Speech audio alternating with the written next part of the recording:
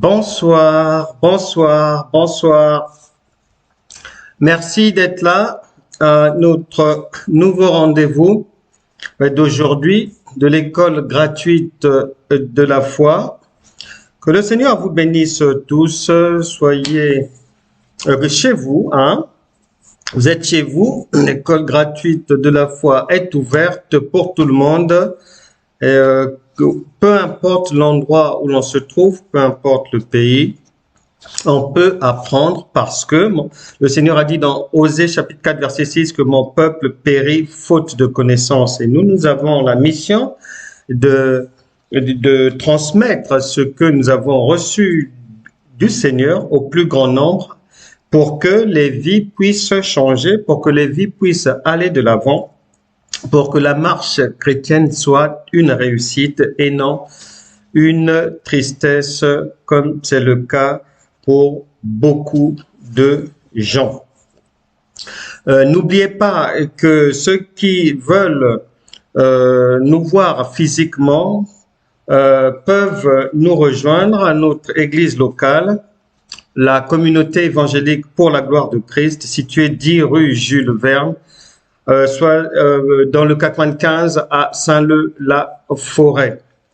Et tous les enseignements de l'école gratuite de la foi sont sur la chaîne YouTube Franck Cana TV. N'oubliez pas d'y aller, de vous abonner, de partager, de faire découvrir cela à vos proches et d'emmagasiner ainsi de la connaissance. Et il y a aussi de très belles choses, de beaux ouvrages sur le site www.franckcana.fr. Dans la boutique en ligne, vous pouvez faire vos emplettes là-bas parce que le Seigneur a dit à la connaissance, on doit ajouter de la connaissance. Donc, il est bien pour ceux qui veulent aller de l'avant de lire aussi des ouvrages. Sinon, le mail pour envoyer des messages ou quoi que ce soit, c'est centreinterévangile.christ@gmail.com et le numéro de téléphone pour me joindre, c'est le 06 05 62 35 06. Entrez, partagez, invitez vos proches. N'oubliez pas d'en parler aux autres, de liker, de tapoter. Vous pouvez encore faire venir du beau monde, faire venir des proches, partager ces moments avec les vôtres, avec des gens que vous aimez bien, avec des gens que vous voulez voir sortir des difficultés, avec ceux que vous aimeriez voir grandir dans la foi et pour qu'ils puissent enfin réussir dans la vie. Bonsoir tout le monde, bonjour tout le monde. Fifani, bonjour. Bonjour, partagez, likez, n'oubliez pas. Nous attendons encore les retardataires. On a quelques minutes encore pour les attendre et puis après, nous allons commencer. Partagez. Je ne sais pas si là où vous êtes, c'est la nuit ou la journée. Quoi qu'il en soit, la porte est ouverte ici pour tout le monde. Allez-y, c'est l'école gratuite de la foi. Nous allons avoir un cours très important là, et chacun peut poser ses questions soit par écrit ou soit demander à monter. Après, pour ceux qui veulent monter, ils monteront pour venir prendre la parole après moi et je répondrai à toutes les questions. Sinon, les questions écrites, vous pouvez les poser s'il y a des gens qui n'ont pas assez de followers pour monter, pour venir parler de vive voix. Posez vos questions et je vais y répondre. Notre cours de ce soir est intitulé « Les deux deviendront une même chair ». Les deux deviendront une même chair. Et notre texte de base, c'est Genèse chapitre 2, verset 24. Genèse chapitre 2, verset 24. Il est dit ceci. En Genèse chapitre 2, verset 24. Entrez, entrez, likez, mais faites venir vos proches. Vous avez encore le temps, on va accorder quelques secondes encore aux retardataires. Allez-y, dites-leur que l'heure a sonné.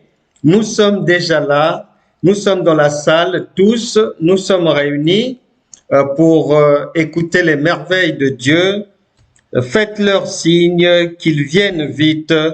On va décoller ensemble. Nous les attendons. On ne va pas décoller sans les bien-aimés. Invitez, tapotez, likez. N'oubliez pas, partagez. Faites venir des proches, des bien-aimés et tout. Et tout ira bien. Et tout ira bien. On les attend. OK.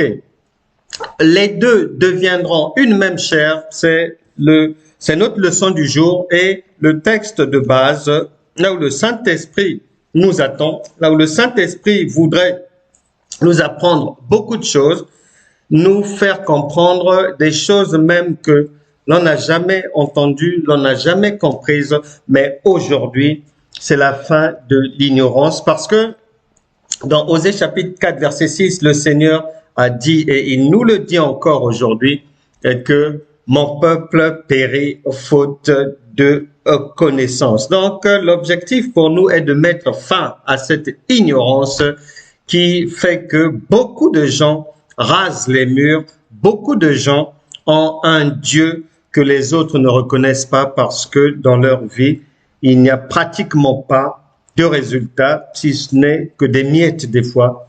Et ça, les gens n'en veulent pas. Ils veulent des résultats probants, des preuves concrètes de la présence, de la puissance et de la manifestation de Dieu. Genèse chapitre 2, verset 24. C'est pourquoi l'homme quittera son père et sa mère, virgule, et s'attachera à sa femme, virgule, et ils deviendront une seule chair.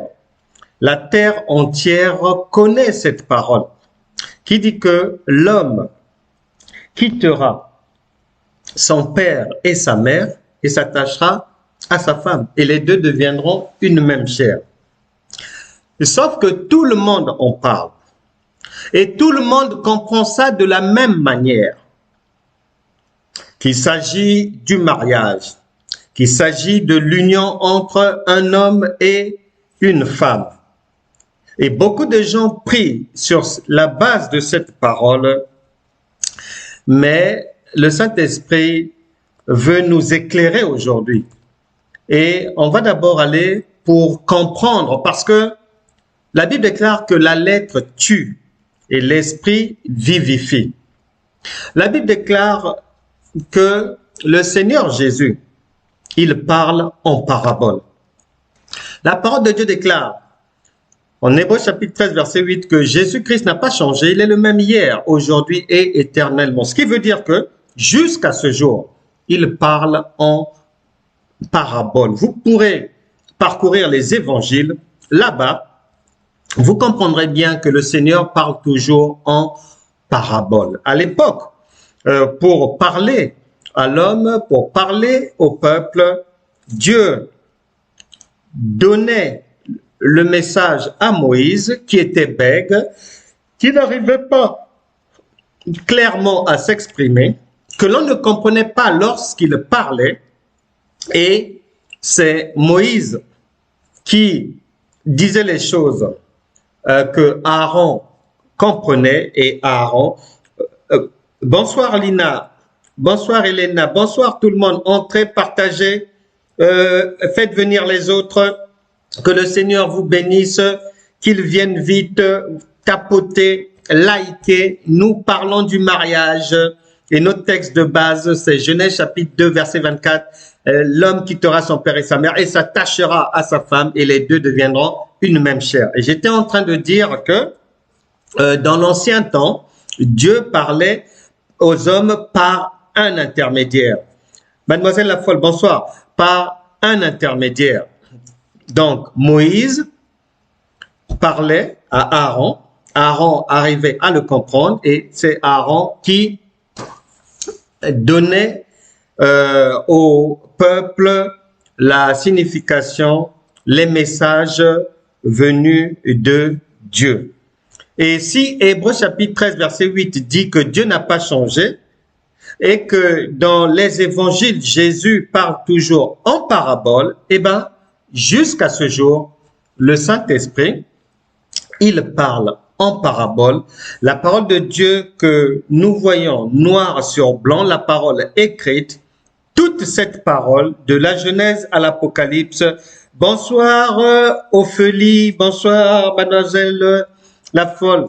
Donc, ce sont des paraboles et beaucoup de gens, beaucoup d'enseignants, beaucoup d'églises, beaucoup de chrétiens jusqu'à ce jour ne comprennent pas cette parole de Dieu. Parce que la chair, l'homme, l'humain, le langage de l'homme, lorsqu'on lit Genèse chapitre 2 verset 24, nous fait comprendre qu'il s'agit du mariage entre un homme et une femme. Or, celle-là, c'est la compréhension humaine. Maintenant, puisque la Bible dit que la lettre tue et que c'est l'esprit qui vivifie, la volonté de Dieu est que ses enfants puissent aller découvrir, aller comprendre ce que Dieu dit exactement, c'est-à-dire la signification, la compréhension spirituelle, la compréhension révélée de cette parole de Dieu. Parce qu'un enfant, l'enfant, la base dans la relation familiale entre une mère et son enfant, entre un père et son enfant, la base est la communication. Tant que l'enfant ne comprend pas ce que maman dit, il ne pourra pas obtenir de maman de bonnes choses, les bienfaits de maman. Et si maman ne comprend pas aussi ce que l'enfant dit, c'est un langage, un dialogue de sourds, rien ne peut en découler et donc les gens vont tourner en rond. Malheureusement, c'est ce qui se produit pour la plupart des chrétiens, pour la plupart des enfants de Dieu. C'est pour ça que Dieu a dit « Mon peuple périt faute de connaissance ». Car dans le livre de Deutéronome, chapitre 4, verset 24, là-bas on nous apprend que Dieu est un Dieu jaloux. Dieu est très jaloux. Alors, une personne jalouse, c'est une personne qui ne peut pas mettre en avant quelqu'un d'autre que lui-même d'abord. Une personne jalouse est une personne qui tient à d'abord être devant avant de laisser la place aux autres. Eh bien, c'est le même principe comme Dieu est un Dieu jaloux. Et il tient à ce que ça soit lui-même devant. Il tient à ce que ces enfants que nous sommes, nous puissions comprendre d'abord ce qu'il dit et non ce que la langue française dit. L'image de cela ressemble à quoi? Cela ressemble à ceci. Dans une famille, une maman, son premier objectif, c'est que son enfant ait pour modèle maman. Un père, son premier objectif est que ses enfants, son enfant, puisse l'avoir pour modèle et non le voisin. Donc, avant que un parent ne puisse parler des autres à ses enfants, maman va d'abord parler d'elle-même, de comment elle a grandi, ce qu'elle sait faire. Elle va apprendre des choses à l'enfant. Elle va parler de son passé à l'enfant. Elle va vouloir que l'enfant retienne ce qu'elle dit. Et ce qui veut dire que si nous lisons Genèse chapitre 2 verset 24 et nous comprenons cela comme étant le mariage entre un homme et une femme, cette compréhension-là n'est pas celle du Saint-Esprit. Cette compréhension n'est pas celle de Dieu. C'est pas ce que Dieu veut nous faire comprendre. C'est ce que les hommes, les académiciens veulent nous faire comprendre, essaient de nous faire comprendre, nous font comprendre. Donc, lorsqu'on lit la lettre, la Bible dit la lettre tue, mais c'est l'esprit qui vivifie. Donc, c'est la signification spirituelle de ce verset qui est fondamentale. Et on va comprendre que veut dire spirituellement ce verset, c'est-à-dire dans le langage de Dieu, qu'est-ce que cela veut dire? Et pour nous éclairer, allons d'abord dans Matthieu chapitre 24, verset 35, rapidement.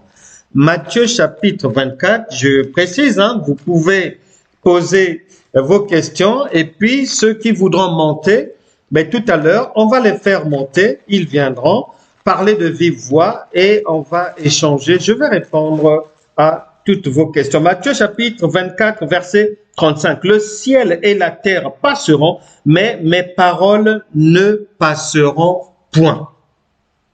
Cela veut dire ceci. Lorsque Dieu parle, pour que tu comprennes Dieu, tu comprennes ce que le Saint-Esprit dit, il faut que dans ta compréhension, ça soit une compréhension au sujet de choses ou d'êtres éternels, non périssables.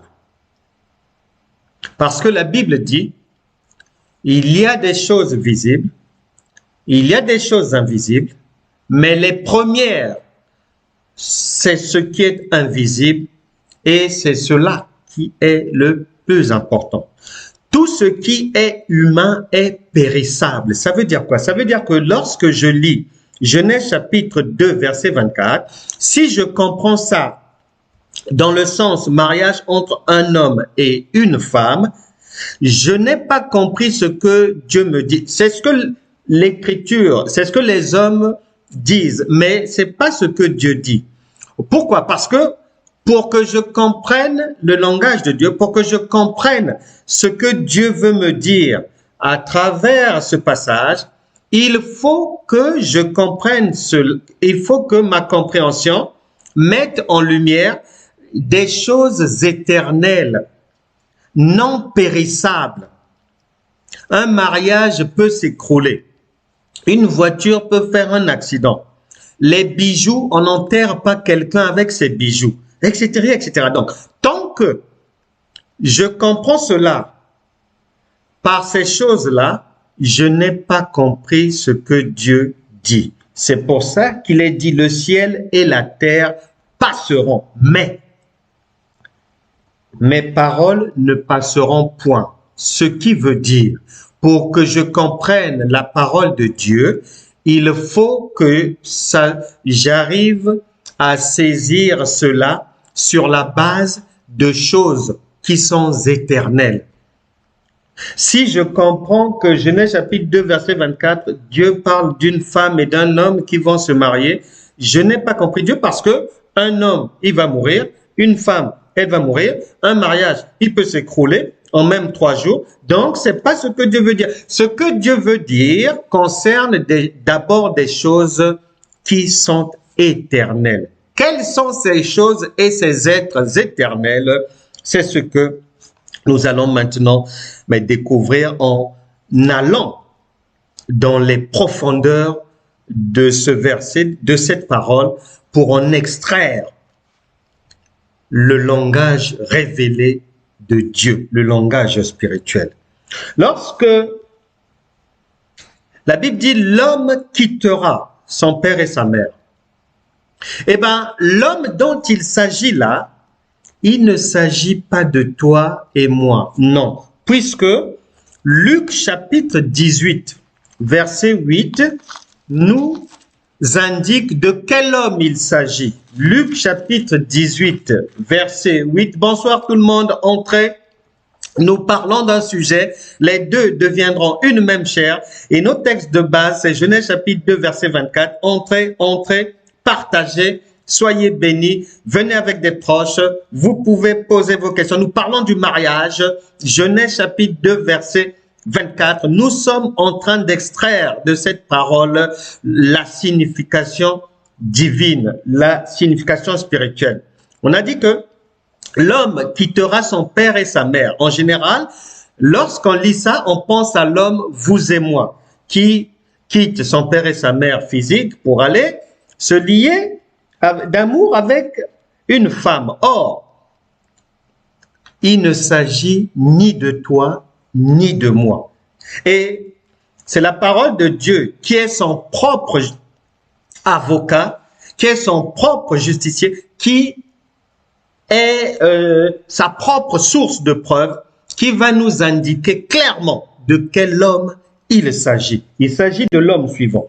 Luc chapitre 18, verset 8. Mais quand le Fils de l'homme viendra, trouvera-t-il la foi sur la terre? Or, le Fils de l'homme, c'est Jésus. L'homme dont il s'agit là, il s'agit de Dieu lui-même. Jean chapitre 8, verset 36 stipule, si donc le Fils de qui? De l'homme. Le fils d'un chien, c'est un chien. Le fils d'un lion, c'est un lionceau, c'est un lion. Le fils d'un tigre, c'est un tigre. Le fils d'un Dieu, c'est un divin. Donc là, il s'agit de Dieu lui-même. Il est dit que, mais quand le Fils de l'homme viendra, trouvera-t-il la foi sur la terre? On ne parle pas de l'homme, toi et moi, on parle de Jésus. Jean chapitre 8, verset 36, si donc le Fils, c'est le même, vous affranchit, vous serez réellement libre. Le Fils de qui? Le Fils de l'homme. Quel homme? Le divin. Donc, l'homme dont il s'agit, dans Genèse chapitre 2, verset 24, dans Matthieu chapitre 19, verset 5 à 6, dans Éphésiens chapitre 5, verset 31, il s'agit de Dieu lui-même. Comme une maman qui tient d'abord que ses enfants prennent modèle sur elle, Dieu se met en scène pour que nous prenions modèle sur lui. Donc, l'homme dont il s'agit, il ne s'agit pas d'un homme charnel, non. Il s'agit de Dieu. Bon. Dieu va faire quoi? On dit qu'il va quitter son père et sa mère. Mais quitter son père et sa mère, eh bien, la Bible nous apprend par plusieurs écritures que Dieu est son propre chef et qu'il a la capacité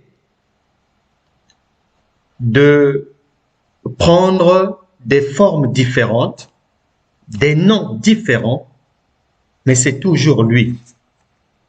C'est toujours lui. Donc l'homme va quitter son père. Matthieu chapitre 23 verset 9 nous parle de Dieu le Père. Ésaïe chapitre 49 verset 15 nous parle toujours de lui en tant que mère maintenant, en tant que maman. Ce qui veut dire que lorsqu'on lit l'homme, donc Dieu, quittera son père et sa mère, donc lui-même qui a la souveraineté, la capacité, le parapluie, l'étendue nécessaire pour être en même temps un père et en même temps une mère, c'est lui, Dieu, qui va quitter ces attributs-là. Tantôt le masculin, tantôt la maman, il va quitter ses attributs. L'homme quittera son père et sa mère. Il quitte ces attributs-là. Beaucoup d'écritures mettent cela en lumière pour aller s'attacher à sa femme. Lina, ma sœur, tu penses que tu as dans le livre ceci, cela. J'essaie. Donc, il quitte et il va aller s'attacher à sa femme. De quelle femme il s'agit? Il ne s'agit pas d'une femme physique. Il ne s'agit pas d'une femme humaine. Comment nous le savons? Ben, c'est la parole de Dieu qui va nous dire que non, vous faites fausse route, vous faites erreur. Il ne s'agit pas d'une femme. Et il dit, il ne s'agit pas d'un être humain. Apocalypse chapitre 19, verset 7. Il est dit ceci: réjouissons-nous et soyons dans l'allégresse et donnons-lui gloire, car les noces de l'agneau, donc mariage, les noces de l'agneau sont venues et son épouse s'est préparée. L'ensemble des croyants que nous sommes, nous avons l'habitude de dire, et nous le savons, que cet ensemble corps du Christ, nous sommes l'épouse de Christ, qui est l'époux. Dans Genèse chapitre 2, verset 24, c'est de ça qu'il s'agit. De Dieu qui quitte son père et sa mère et qui vient s'attacher à sa femme qui représente l'ensemble des chrétiens, qui est l'épouse. Et comment ça va se passer? Ben, ça s'est passé par Jean chapitre 1, du premier verset jusqu'au verset 14, évangile de Jean chapitre 1, premier verset au verset 14, vous allez lire et en lisant, vous allez vous rendre compte que Dieu, qui est sa parole, qui est dans sa parole, il est venu jusqu'à nous et il s'est fait chair. C'est de ce déplacement-là qu'il s'agit lorsque la Bible dit que l'homme quittera son père et sa mère et les deux deviendront une même chair. Jésus est venu, Dieu est venu, il a pris la forme humaine et par sa venue, il s'est attaché à nous. La Bible dit, il nous a aimé le premier, nous l'épouse. Et jusqu'aujourd'hui, il continue à solidifier ce feeling. Il a, après avoir posé les bases de cette union, de cette alliance entre Dieu qui s'est fait homme et qui est venu vers les siens, vers nous, l'ensemble des croyants, nous l'épouse. Une fois que cette alliance a été bien ficelée, bien tissée, eh ben, lorsque quelqu'un, Dieu, je dirais d'abord, Dieu a commencé le travail, Jésus, et il a missionné des apôtres, des prophètes, des serviteurs qui jusqu'aujourd'hui perpétuent l'œuvre d'évangélisation. C'est-à-dire, notre travail consiste à réconcilier, à unir le païen avec Dieu, à marier quiconque est volontaire avec le Saint-Esprit. Ça n'a pas changé. La nature elle-même, dit la parole de Dieu, ne vous enseigne-t-elle pas, lorsque un homme fait la cour à une femme, la femme a la possibilité d'accepter, elle a le pouvoir d'accepter ou de ne pas accepter. C'est ce mariage, raison pour laquelle il y a des gens qui écoutent la bonne nouvelle. Parmi ces personnes-là qui écoutent la bonne nouvelle, à qui on présente le Fils de l'homme, il y en a qui acceptent et qui lui donnent leur cœur et les deux deviennent une même chair. Et il y en a qui refusent, puisque toutes les femmes qui sont courtisées n'acceptent pas, ne cèdent pas à à ces dragues-là. Donc, c'est le même procédé. C'est le même procédé. Dieu vient jusqu'à nous, il s'est fait chair pour venir jusqu'à nous, pour nous épouser, nous proposer une vie meilleure, nous proposer une alliance avec lui, un mariage. Et dans ce mariage, à partir de là, à partir du moment où, quand tu lis Genèse chapitre 2, verset 24, c'est-à-dire l'urgence pour le Saint-Esprit, la volonté de Dieu est que tu comprennes d'abord qu'il parle de ton mariage avec lui. Le mariage du croyant et de son Dieu, l'union entre l'époux et l'épouse. C'est de ce mariage-là qu'il s'agit. En Genèse chapitre 2, verset 24, Matthieu chapitre 19, verset 5 à 6, Éphésiens chapitre 5, verset 31. Toute compréhension autre que celle-là, c'est-à-dire est purement humaine, charnelle, elle est dépourvue de l'assistance divine. Maintenant, la question, pourquoi est-ce que la priorité pour chaque enfant de Dieu est la compréhension de ce que Dieu dit, que ce soit dans sa parole ou en songe, ou peu importe le langage qu'il va utiliser, l'urgence est la compréhension du langage de Dieu et non pas de ce que les académiciens donnent comme proposent comme compréhension. Donc, Dieu tient à ce que chaque croyant puisse d'abord être conscient qu'il est relié par une alliance, une union, un mariage avec le Seigneur.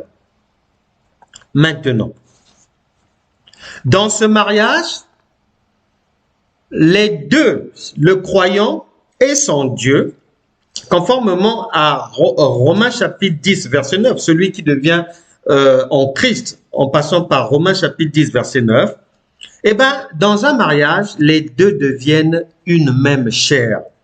Raison pour laquelle tu es le temple du Saint-Esprit. Et si tu ne l'es pas encore, quand nous allons prier tout à l'heure, tu auras l'opportunité de nous rejoindre dans la maison de Dieu. Les deux deviennent une même chair. Et plusieurs écritures viennent cadenasser, solidifier, éterniser cette union-là. C'est de ce mariage éternel que le Saint-Esprit parle. Genèse chapitre 2 parle d'un mariage sans fin. Et non pas d'un mariage humain qui peut finir dans une semaine, dont l'autre peut renier son engagement peut-être un an après. Non, Dieu ne parle pas des choses périssables. Il parle d'abord des choses éternelles. Deux, pourquoi? Parce que ce qu'il dit ne peut pas s'écrouler, ne peut pas mourir. On a lu ça dans Matthieu chapitre 4, verset 35. Toutes choses, le ciel et la terre passeront, mais mes paroles ne passeront jamais. Donc, ce qu'il dit ne peut jamais s'écrouler. Deuxièmement,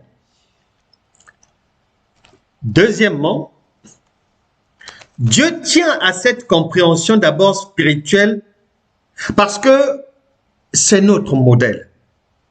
Un père tient à ce que son enfant puisse l'avoir pour modèle. Une maman, bonsoir Véronique, une maman tient à ce que son enfant puisse l'avoir pour modèle de mère. Et je t'assure, même si une maman fait un job elle fait la prostitution, elle ne voudra jamais que son enfant le sache. Parce qu'elle tient à ce que l'enfant ait une image, modèle de maman. Donc, une maman ne peut pas inculquer à son enfant un modèle qui est la voisine ou bien une dame au travail là-bas. Non. Elle commence par elle-même. Et dans Genèse chapitre 2, verset 24, l'homme quittera son père et sa mère et s'attachera à sa femme. Et les deux deviendront une même chair. Nous venons de voir que Dieu ne parle pas d'un mariage humain parce que Dieu tient à ce qu'il soit notre modèle. Il parle d'abord de lui-même puisque c'est un Dieu jaloux. Il ne va pas te parler d'autres personnes. Il ne va pas te donner d'autres modèles. Donc, il va te parler d'abord de lui-même. Et maman parle toujours d'elle-même d'abord à l'enfant. Un père donne pour modèle à ses enfants de père d'abord lui-même. Donc, c'est ce que Dieu fait dans Genèse chapitre 2, verset 24. Les deux, une fois que quelqu'un accepte le Seigneur Jésus-Christ comme son Seigneur et Sauveur, il est dit que les deux deviennent une même chair puisque le Saint-Esprit vit maintenant en toi. Romains chapitre 10, verset 9. Si tu confesses de ta bouche le Seigneur Jésus-Christ et que tu crois de tout ton cœur que Dieu l'a ressuscité des morts, tu seras sauvé. Tu es le temple du Saint-Esprit. Maintenant, plusieurs paroles viennent confirmer effectivement que ce mariage ne concerne pas un mariage entre un homme mortel et une femme mortelle. Non, ce mariage concerne un Dieu immortel avec une personne qui aspire à la vie éternelle. C'est de ça qu'il s'agit. Les paroles qui confirment cela, vous aurez l'occasion de lire ça. 1 Corinthiens chapitre 6, verset 19, Psaume 82, verset 6, 1 Jean 4, 17, Jean chapitre 10, verset 34, etc., etc. Maintenant, la question, pourquoi est-ce que Dieu tient à ce que les enfants de Dieu comprennent en priorité son langage qui n'a rien à voir avec les langues des hommes? Parce que Dieu parle en parabole. Et de bout en bout de la parole de Dieu, c'est bien attesté. Dieu parle en parabole. Il n'a pas fini de parler en parabole puisque Jésus-Christ est le même hier, aujourd'hui et éternellement. Maintenant, la raison pour laquelle, au sujet du mariage, pour nous parler du mariage, pour nous conseiller sur le mariage, pourquoi est-ce que Dieu commence par parler de son mariage avec nous, son union avec nous? Pourquoi il commence par parler de cette union-là? Eh bien, c'est tout simplement parce que lorsque quelqu'un a bien compris en quoi consiste cette union, comment est-ce que ce mariage fonctionne, où Dieu est l'époux, nous sommes l'épouse, il y a des droits et des devoirs, l'épouse se doit de respecter l'époux et l'amour doit être la cheville ouvrière de cette alliance-là. Dans cette union, lorsque la femme faute, donc c'est-à-dire nous, l'ensemble des chrétiens, lorsque nous fautons, l'époux nous pardonne. Donc, une fois que l'on a correctement, clairement, les tenants et les aboutissants, le règlement intérieur de notre union, de notre mariage avec Dieu, à partir de là, partager, tapoter, inviter les proches et tout. Nous sommes en train de parler du mariage. Genèse chapitre 2, verset 24, les deux deviendront une même chair. Et nous avons dit que lorsque nous lisons ça, la terre entière en général pense que Dieu parle d'un homme humain et d'une femme humaine. Non, nous venons de découvrir à la lumière des Écritures qu'il ne s'agit pas d'un homme et d'une femme, non, il s'agit de Dieu et de nous qui représente, Dieu représente l'époux et nous qui représentons l'épouse, l'ensemble des chrétiens. C'est de ce mariage-là qu'il s'agit d'abord, parce que Dieu parle toujours en parabole et il n'a pas changé jusqu'à ce jour, il parle en parabole. Il est écrit que la lettre tue. Ce que je lis là, si je comprends ça comme l'Académie française me le permet, je vais me tromper. Parce qu'il est écrit que la lettre tue et l'esprit vivifie. C'est la compréhension spirituelle que je dois rechercher parce que c'est là où se trouve la vie.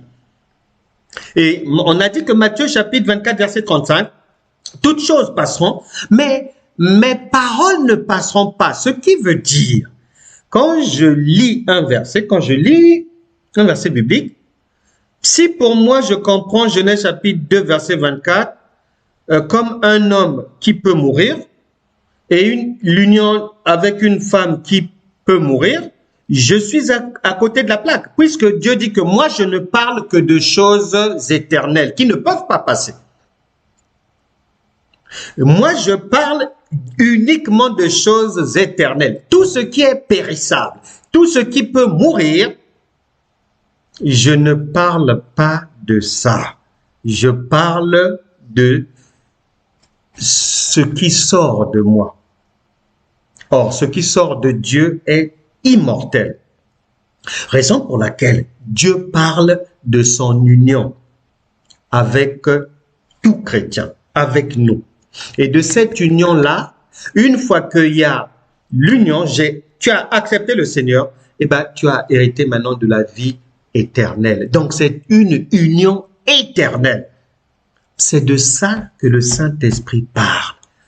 Le Saint-Esprit ne parle pas des mariages à la mairie où les gens sont là, flanflant et tout, et puis un mois après ça divorce, ou 6 mois après ça se conne dessus. Non, non, non, non. Dieu n'est pas dans ces bassesses-là. Il nous parle de son mariage avec nous, qui nous permet d'entrer dans l'éternité, ce mariage-là. Maintenant, quand on devient enfant de Dieu, on apprend la marche chrétienne. On sait que Dieu est Dieu le Père. On sait que le Saint-Esprit vit en moi. Lui et moi, nous formons un. Lui, c'est l'époux. Nous, c'est l'épouse. Et il ne tolère pas le péché. Il y a un règlement intérieur dans notre marche avec le Seigneur. Il y a des choses que je peux faire. Il y a des choses que je ne peux pas faire dans notre union. Mais c'est comme sur le lieu de travail. Au boulot, il y a des choses que je peux faire et il y a des choses que quelqu'un ne peut pas faire. Parce que le règlement ne le permet pas. Maintenant, une fois que quelqu'un a bien saisi les contours de son union, de son mariage avec Dieu, c'est à partir de là que le Saint-Esprit va exaucer maintenant ta prière. Toi qui veux rentrer dans le mariage, toi qui veux aller te marier, c'est à partir de là qu'il va maintenant créer, lui, le maître des temps et des circonstances, les circonstances favorables pour toi, pour que tu rencontres ton âme sœur. Maintenant, une fois que tu rencontres l'âme sœur, tu peux maintenant lire Genèse chapitre, tu descends maintenant de la montagne avec la compréhension humaine. Maintenant, ce que le Saint-Esprit te demande, dans ce mariage humain-là, tu vas seulement mettre en application et reproduire les clauses de notre mariage éternel. Quiconque met en pratique les clauses de son mariage éternel avec Dieu, avec le Saint-Esprit, vit un ménage pacifique, béni. Parce que la personne sait que je devrais savoir pardonner, faire des compromis, maintenir le calme dans mon foyer, ne pas tout prendre au premier degré, Comme avec mon Dieu, il y a une hiérarchie. Comme au boulot, il y a une hiérarchie. Dans la société, il y a une hiérarchie. Dans la maison, dans le mariage, il y a aussi une hiérarchie. C'est cette connaissance-là que le Saint-Esprit tient à ce que chacun puisse avoir d'abord des données de notre mariage avec lui. Et une fois que l'on comprend bien les termes de notre mariage qui est éternel avec Dieu, puisqu'on hérite de la vie éternelle, nous venons maintenant dans le monde des hommes mettre en application les termes de ce mariage dans notre mariage. Bien-aimés, souvent, il y aura des surprises, parce que beaucoup de gens ont divorcé. Beaucoup de gens ont chassé les maris. Beaucoup d'hommes ont chassé les femmes. Beaucoup de chrétiens mettent fin à leur relation sur la base des incompréhensions. Je ne supporte pas, il m'a fait ça, il m'a fait pas ça. Je ne parle pas des cas particuliers, de violences particulières, d'inceste et autres. Non, je n'entre pas là-bas. Je suis dans la normalité. Beaucoup divorcent. Ah, je ne la supporte plus. Ah, elle aussi, qu'elle aille au diable. Ah, ça n'a qu'à s'arrêter ici. Je préfère mettre fin à ce mariage et puis aller chercher le bonheur ailleurs. Parce qu'on ne se supporte pas. Mais il faut faire attention parce que la justice de Dieu, elle n'est pas une justice humaine. Le Seigneur a dit en Ésaïe chapitre 55, versets 8 à 9, que vos voix ne sont pas mes voix. Vous les hommes, vos pensées ne sont pas mes pensées. Et il poursuit en disant que autant les cieux sont éloignés de la terre. Donc, regarde la distance qui sépare l'infini là-bas avec ta maison, avec ton habitation, avec ta porte. Et Dieu dit, c'est la distance qu'il y a entre ce qu'il pense et toi. Cela veut dire quoi? Cela veut dire ceci dans le domaine du mariage. La justice de Dieu, elle prend en compte, Dieu pour nous juger, il prend en compte des paramètres qui nous échappent, des choses auxquelles on n'y pense pas et tout. Mais je vais t'aider. Ça se passe comme ceci. Si tu es à même, comme beaucoup de gens, des milliards de personnes à travers la terre, à même de travailler à un endroit où ils ne supportent ni les collègues, ni les patrons, ni la hiérarchie, ou bien les gens sont harcelés, embêtés, méprisés, n'adressent pas la parole à d'autres collègues. Si quelqu'un peut supporter ça pendant des années, d'autres pendant 20 ans, d'autres toute leur carrière, d'autres 15 ans et tout, de maîtrise de soi, de patience, d'une expérience dans la gestion des états d'âme, des collègues, des gens et tout. Eh bien, pour Dieu, si tu es capable de faire ça, c'est que dans ta maison, tu dois aussi être à même de le faire. Ça ne passera pas devant Dieu que tu sois capable de pardonner sur le lieu de travail, de ne pas t'occuper des niaiseries, de voir, mais en faisant comme si tu n'avais ni vu ni entendu, de pouvoir supporter les injures, harcèlement et autres, et que dans ta propre maison, tu sois incapable de supporter cela. C'est de la ruse. C'est malhonnête.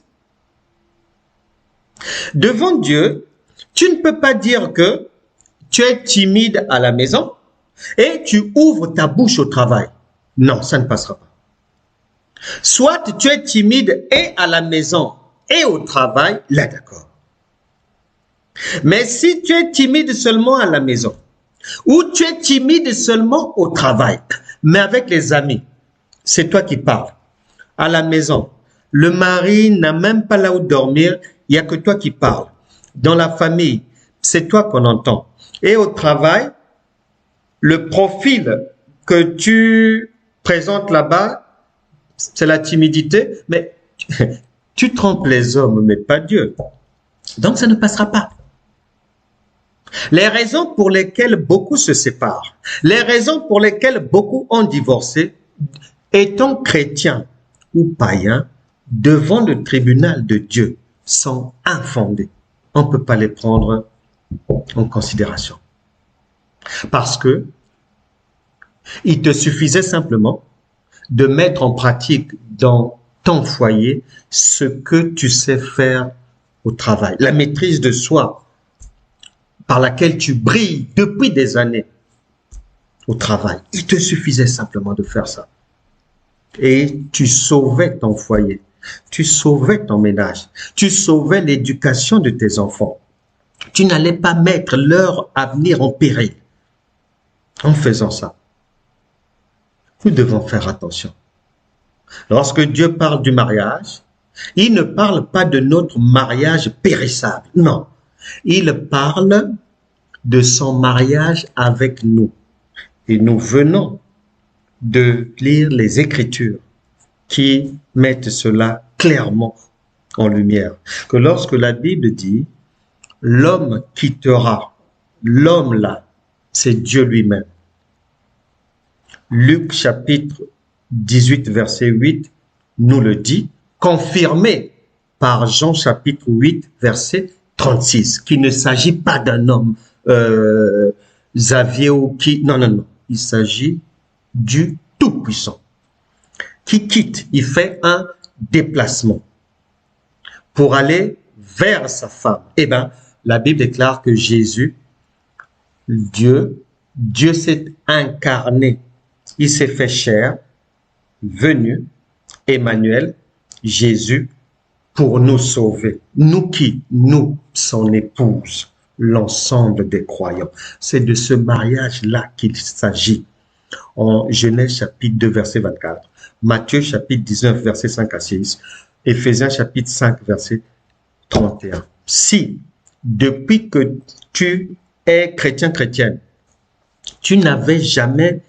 tu avais toujours considéré qu'il s'agissait d'un mariage homme, femme, humain, eh bien, le Saint-Esprit te dit aujourd'hui que tu étais à côté de la plaque, comme beaucoup d'enseignements. Et c'est pour ça qu'il est écrit en Osée chapitre 4, verset 6, « Mon peuple périt faute de connaissance ». C'est grave. Et on a expliqué pourquoi Dieu tient à ce qu'on puisse faire l'effort de comprendre son langage et non pas ce que l'orthographe, la grammaire écrit là. Non, son langage. Parce que une fois qu'on a compris son langage, on a compris les termes de notre mariage avec lui, eh bien, le reste devient simple. Il va maintenant créer les circonstances pour qu'on puisse rencontrer l'âme sœur, et il ne le fera pas, il n'allait pas le faire tant que tu ne serais pas arrivé à ce niveau de compréhension. Parce qu'il sait que tu vas aller rentrer dans quelque chose où tu vas ressortir 6 mois, 1 an après, 2 ans, 3 ans après. Parce que tu n'as pas eu la parole révélée. C'est la parole révélée, la compréhension révélée qui bétonne la vie, qui sécurise la vie. Que Dieu bénisse tout le monde. Le Saint-Esprit voulait aujourd'hui que l'on puisse vraiment exposer, expliquer, aller dans la profondeur de la parole de Dieu pour extraire ce qui est dans les profondeurs. Parce que l'or et le diamant, il faut le pétrole, le gaz, il faut aller prendre ça, il faut creuser. Et la parole de Dieu, elle est comme ça, puisque Dieu parle en parabole. Du premier verset de la Genèse jusqu'au dernier verset sont des paraboles. À charge pour l'enfant de chercher à comprendre ce que maman dit. Ça se passe comme ça. Si je comprends ça comme l'alphabet me propose, ça ne marchera pas. Ça ne marchera pas. Donc, il fallait que chacun arrive à cette compréhension. Peut-être qu'il y a une personne ici qui était déjà désespérée. Peut-être quelqu'un est dans 10 ans de célibat, désespéré et autres. Nous allons prier pour ça. Maintenant que chacun a compris de quoi il s'agit au juste, il s'agit de notre mariage avec Dieu, qui, une fois bien compris, est simplement mis en application parmi les hommes. Et là, bingo, c'est un foyer pacifié. Le Seigneur a dit, Jean chapitre 14, verset 1, Jean chapitre 14, verset 27, que ton cœur ne se trouble point. Une fois que tu as compris, tu ne peux plus être troublé. Nous allons prier. Je ne sais pas si tout le monde est déjà enfant de Dieu, mais il y a une opportunité qui se présente à chacun de voir la vie aller désormais de l'avant. Toutes les personnes qui attendaient un conjoint, une conjointe, l'heure de vérité est là. Le jour de gloire est là. Il n'y a jamais de retard avec notre époux. Il est fidèle, il est juste, il est bon. Je crois que chacun, je ne sais pas si quelqu'un veut monter pour poser une question avant qu'on ne puisse prier, parce que le Saint-Esprit voudrait faire du bien à tout le monde. C'est maintenant qu'il faut faire la demande pour monter, parce que l'heure a sonné pour mettre fin à l'ignorance, pour mettre fin aux situations insupportables de célibat chronique, de divorce à répétition, de séparation pêle-mêle, d'incompréhension, de feu dans les foyers, de disputes tous azimuts, de violence et tout. Ça doit s'arrêter maintenant, car nous avons maintenant tous compris de quoi il s'agit lorsque Dieu parle du mariage. Il ne parle pas du nôtre, mais du sien d'abord, qui, une fois mis en application maintenant, bien saisi et mis en application dans notre monde, la vie est éclairée, illuminée et devient incroyable. Peu importe les erreurs que quelqu'un a eu à commettre dans le passé, il va rattraper ça. Notre époux est fidèle. L'époux va rattraper ça. Peu importe les faiblesses, les manquements, peu importe, même si quelqu'un a divorcé 22 fois, remarié 32 fois, il n'y a pas de problème. Il est fidèle et juste pour nous pardonner. Que chacun ouvre son cœur maintenant. Dieu n'a pas de limite. Il est esprit. Il ne connaît ni les murs, ni les montagnes. Il ne connaît pas les obstacles, les océans et tout. Non, non, non. Il ne connaît pas ça. Il est omniprésent, omnipotent. Il est partout. Il est là où vous êtes maintenant. Nous allons maintenant prier. Que chacun ouvre son cœur devant Dieu et reprenne avec moi simplement ces paroles. Il a dit, si on lui confesse nos péchés, si on reconnaît nos torts, il nous pardonne et il nous relance sur les rails de la réussite. Il n'y a pas de problème. Il n'y a pas de péché qu'il ne peut pas pardonner. Parle, ouvre ton cœur à Dieu maintenant et reprends après moi cette prière. Seigneur Jésus-Christ, me voici devant toi. Tu as dit dans ta parole que si je te confesse mes péchés, tu me les pardonnes. Je te demande, Seigneur, le pardon de mes péchés. En commençant, Seigneur, par mon ignorance. Aie pitié de moi. Car tu as dit dans ta parole que dans les temps d'ignorance, Dieu pardonne. Saint-Esprit, pardonne-moi tous les péchés de ma vie, peu importe ce que j'ai commis, par ma bouche, par mon corps, par mes yeux, par les écrits, par les gestes. Aie pitié de moi. Que ton sang me lave. Viens vivre dans mon cœur. Merci Seigneur, car je crois de tout mon cœur et par la foi que je suis maintenant une enfant de Dieu, un enfant de Dieu. Par conséquent, au nom de Jésus, que tout lien, tout obstacle, tout échec, toute erreur et toute chaîne, toute maladie, tout divorce, tout célibat à n'en plus finir, tout échec dans la vie d'une personne ici, soit brisé maintenant, s'arrête aujourd'hui, au nom de Jésus. Que tout ce qui est doute, anxiété, vous partez au nom puissant de Jésus. Que toute maladie, tout démon qui harcèle une personne ici, de jour comme de nuit, je vous ordonne maintenant de partir. Vous partez au nom de Jésus. Que la paix du Seigneur, la faveur divine, la joie de l'Éternel, la guérison divine, la prospérité, la paix soit désormais votre partage. Que tout ce qui ne marchait pas à partir de maintenant, ange de l'Éternel, allez faire marcher cela dans les vies de tout un chacun.